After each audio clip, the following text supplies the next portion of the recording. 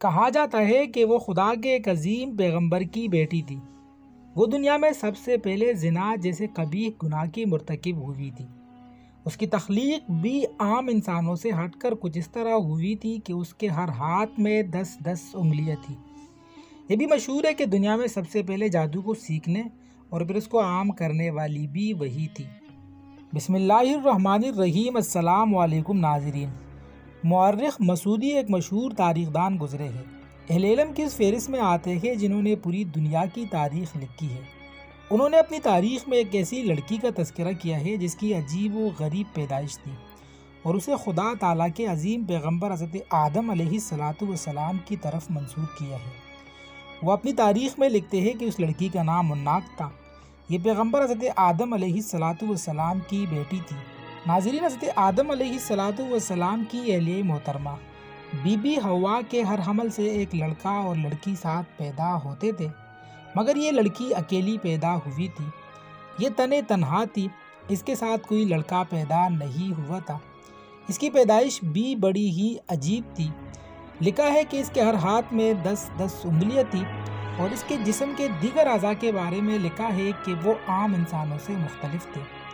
جب یہ لڑکی بلوغت کی عمر کو پہنچی تو یہ انسانوں سے دور جنگلات میں رہنے لگی۔ یہ شیطانوں کے پاس رہتی تھی اور ان سے جادو سیکھتی تھی۔ یہ دنیا میں سب سے پہلے زنا جیسے بدترین گناہ کا مرتکب ٹھہری۔ یہ دنیا میں جادو پھیلانے کے عظیم گناہ میں بھی مبتلا رہی۔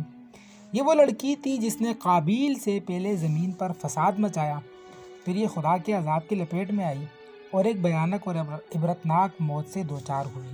ناظرین، حیرت کی بات یہ ہے کہ حضرت آدم علیہ السلام کی طرف منسوب اس اناک نامی لڑکی کا تذکرہ ہمارے یہاں اردو کے کسی مورخ نے نہیں کیا ہے۔ اردو کی جتنی تاریخیں بھی لکھی گئی ہے ہمارے یہاں اس میں اس لڑکی کا ذکر نہیں ملتا ہے۔ سوال یہ پیدا ہوتا ہے کہ کیا واقعی یہ لڑکی پیغمبر حضرت آدم علیہ السلام کی بیٹی تھی؟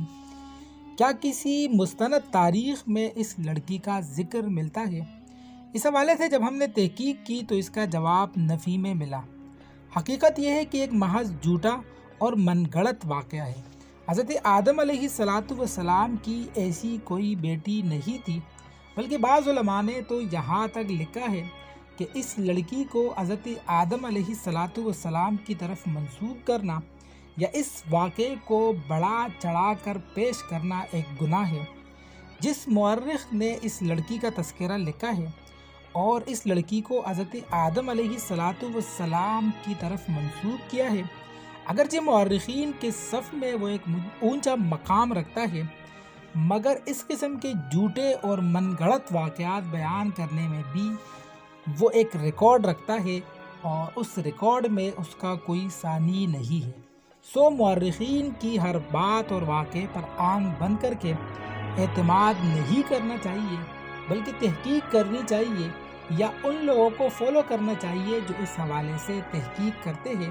ہماری کوشش بھی یہی ہے کہ ہم اسلامی واقعات اور اسلامی تاریخ میں بیان کی گئی ایسی واقعات کے اصل حقائق سے آپ کو وقتاً فوقتاً آگاہ کرتے رہیں۔